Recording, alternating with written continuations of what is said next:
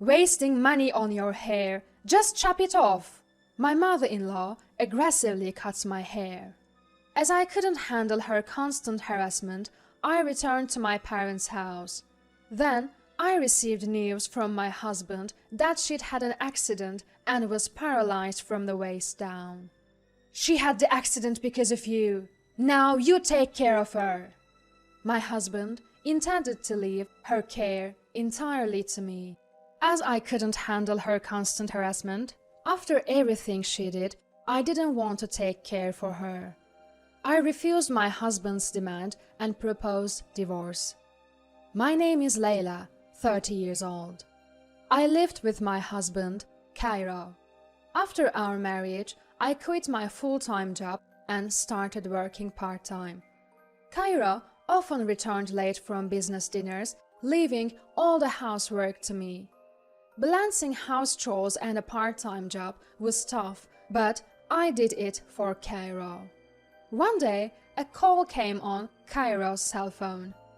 The content left him breathless. It seems Dad passed away. I was shocked and we hurried to the hospital. My mother-in-law was crying next to my father-in-law's side. After that, she seemed devastated and Cairo was worried. Even over the phone, she sounded down. To lift her spirits, Cairo suggested we move in together.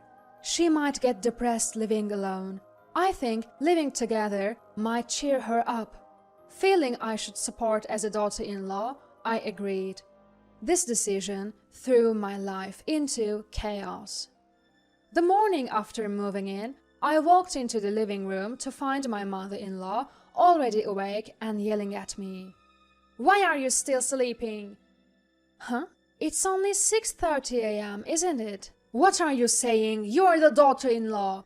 Shouldn't you be up by 5 a.m., mopping and preparing breakfast? Just because you don't have kids doesn't mean you can be lazy." She often made comments suggesting life was easy for me since I didn't have kids. She eagerly awaited a grandchild and seemed bothered that 2 years into our marriage we hadn't had one yet. Cairo and I hadn't been worried, believing we'd eventually have children. Yet my mother-in-law thought I was infertile and started calling me a worthless daughter-in-law. From that day on, her harassment began.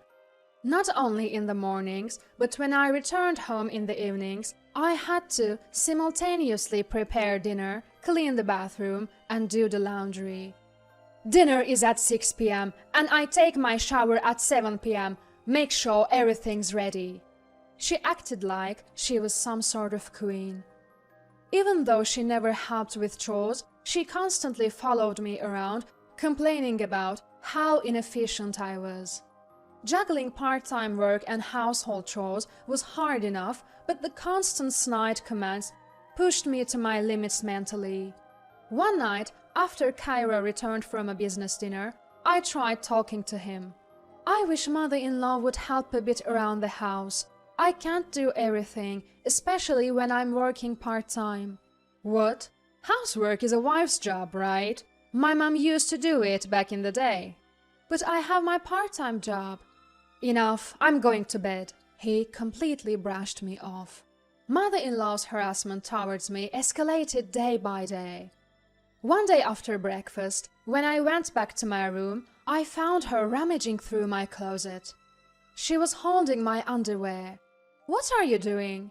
"So, you wear such plain-colored underwear? No wonder you're not appealing. Please don't invade my privacy like that. We're family, it's okay. Anyway, maybe I'll tell our neighbors. Perhaps Cairo isn't interested in you because of these old-fashioned underwear. When will you finally show us a grandchild?" I had no choice but to silently endure her over-the-top comments. Cairo wasn't supporting me, and I didn't have any friends close to the in-laws' house. Even the neighbors believed mother-in-law's words. I had no allies. I initially thought maybe mother-in-law was hard on me because she had been strictly raised when it came to household chores. But it seemed she wasn't strict about chores, she just enjoyed bothering me for fun. When I went shopping, neighbors would gossip about me, and mother-in-law would watch, laughing happily. On a day off, when Cairo didn't have any golf appointments, I tried discussing it with him again. I want mother-in-law to stop bad-mouthing me. She's spreading nasty rumors. I hoped that, if he wasn't drunk, he'd listen to me. But without lifting his eyes from his phone, Cairo sighed, clearly annoyed. Don't blame everything on my mom.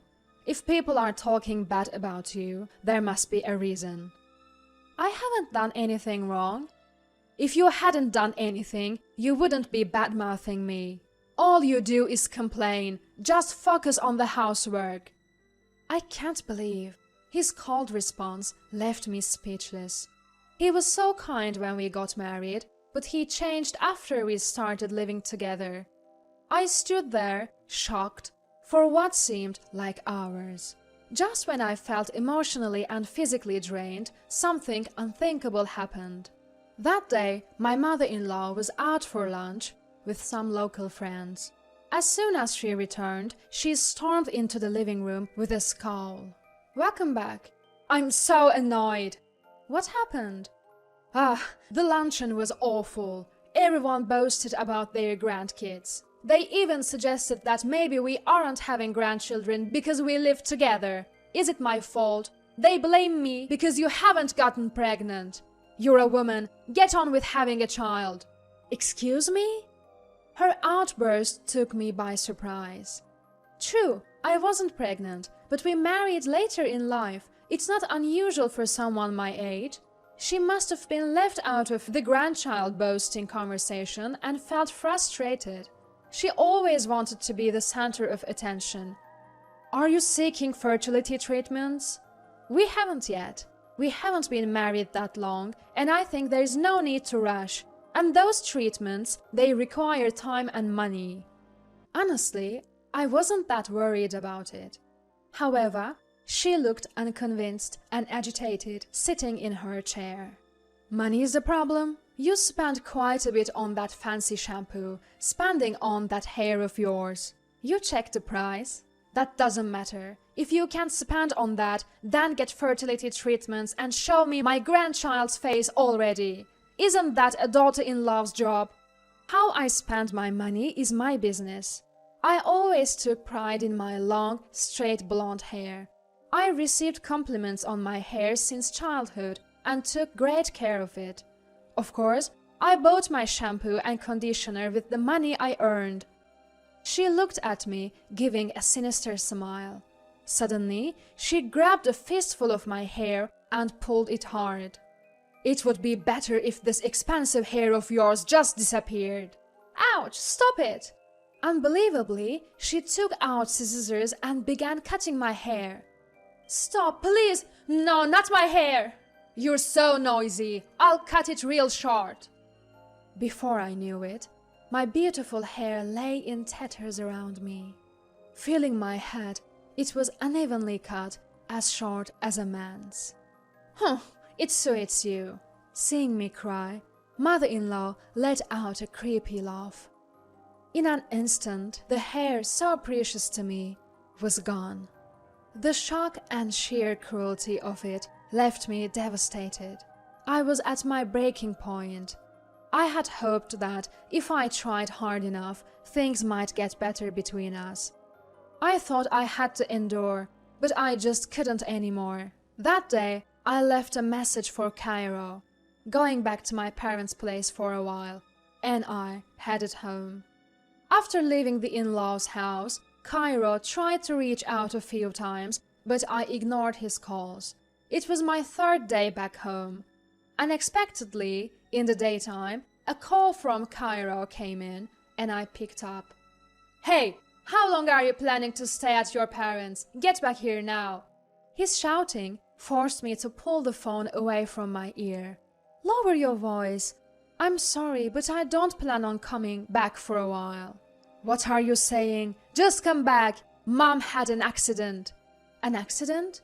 I decided to go to the hospital immediately. Heading to the room they mentioned, I saw mother-in-law lying down with a respirator on. All your fault. You just leave and go back home. Not taking care of our house. Because of you, Mom got hit by a car. How is her accident related to me? Because you didn't cook. Mom went out to shop and got hit. If you were doing your chores, this wouldn't have happened.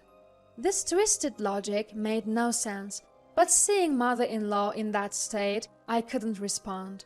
She had undergone major surgery with many IVs attached. Then, a doctor entered to explain her injuries.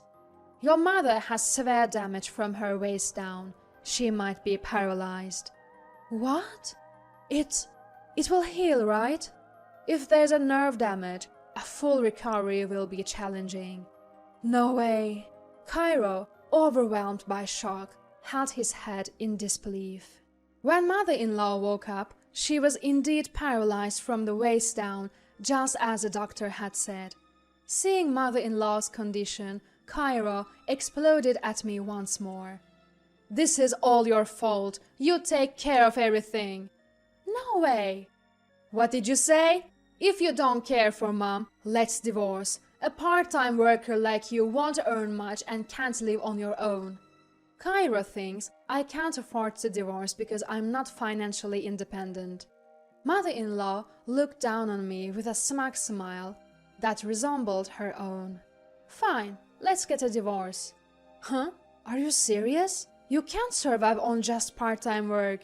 Well, yes, my income has decreased since I started working, but I have savings. I can get by for a while.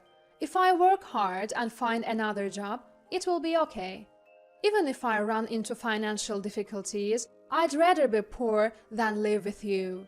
Cairo's face turned beet red at my words. You think you're so smart? You'll regret this. I pulled out the divorce papers from my bag. I'm glad. I brought these hoping you'd agree to sign them. Please sign them quickly. I had brought the divorce papers from the hospital in case I had a chance to have him sign them. Irritated, Cairo signed the papers and threw them at me. Enjoy your miserable life.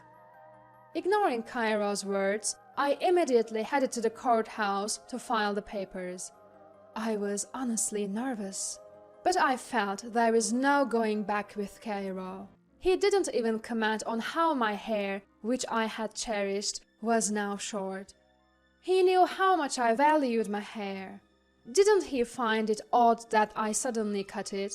He probably doesn't care about me at all. He must have only seen me as a housemaid. I no longer wanted to be with someone like that. Dad helped me move. My parents warmly welcomed me back home and said they'd help me out financially as much as they could.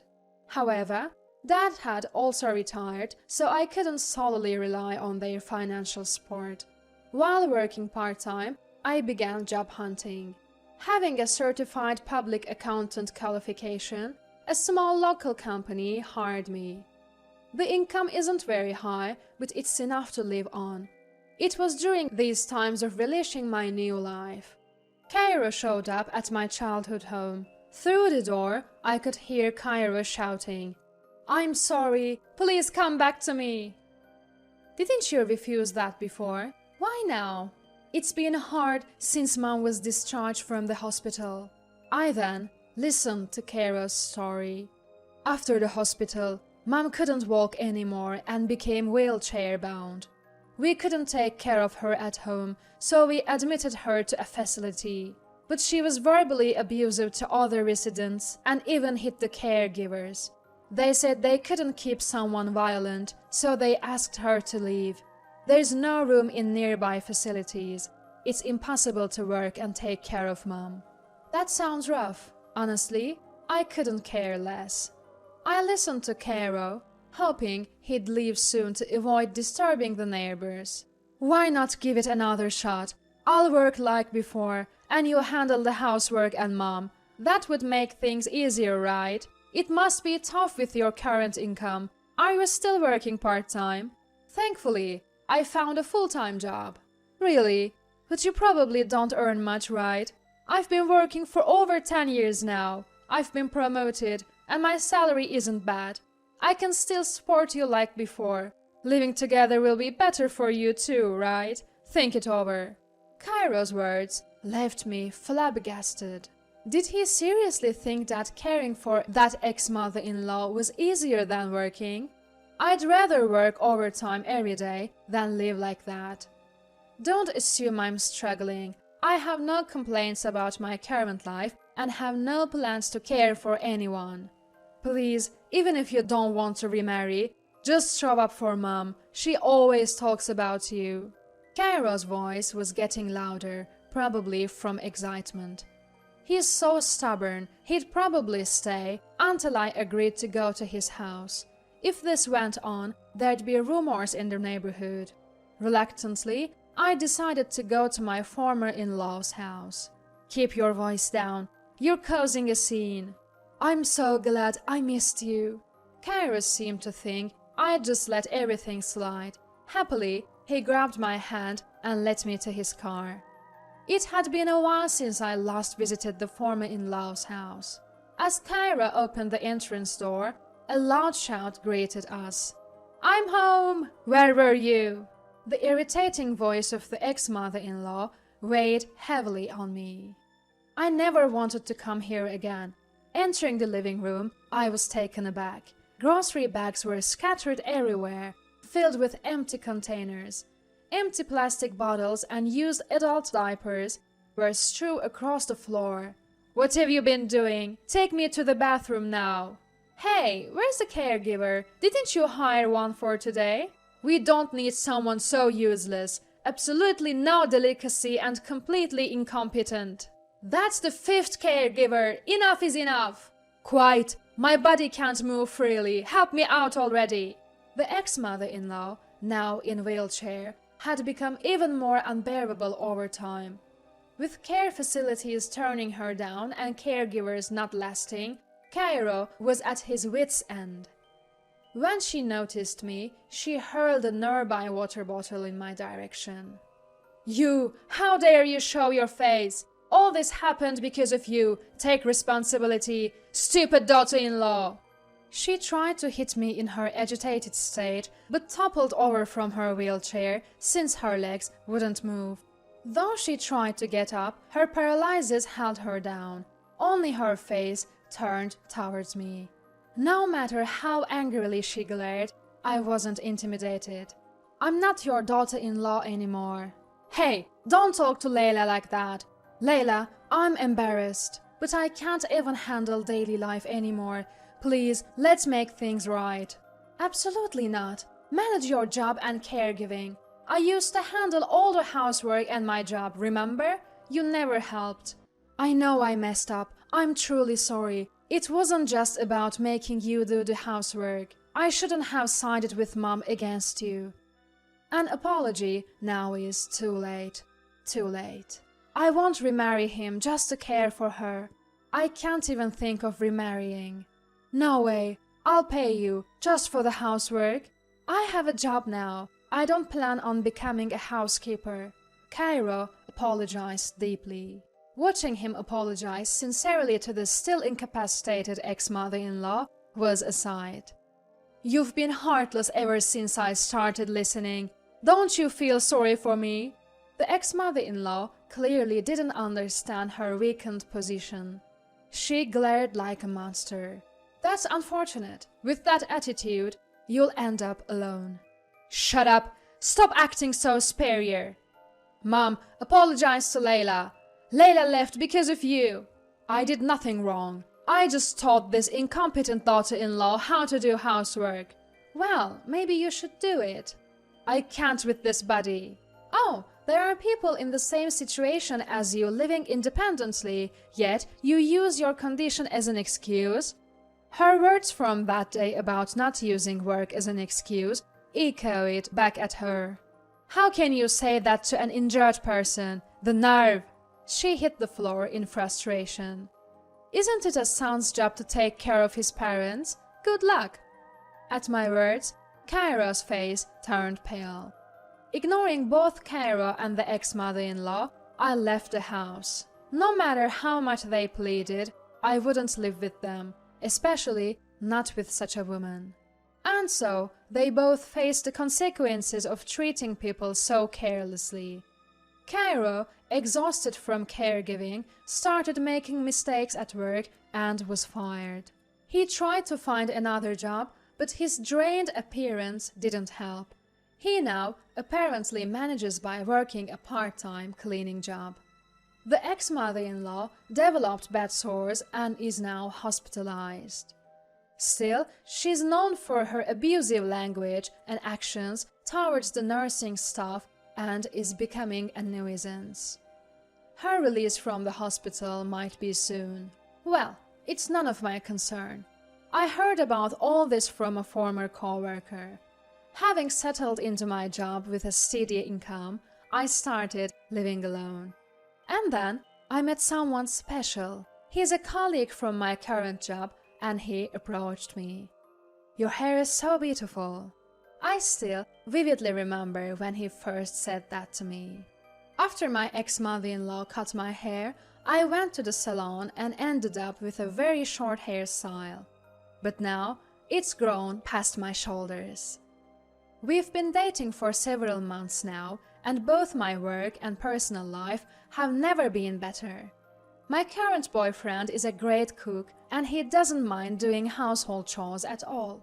He's so different from Cairo, who never helped out around the house.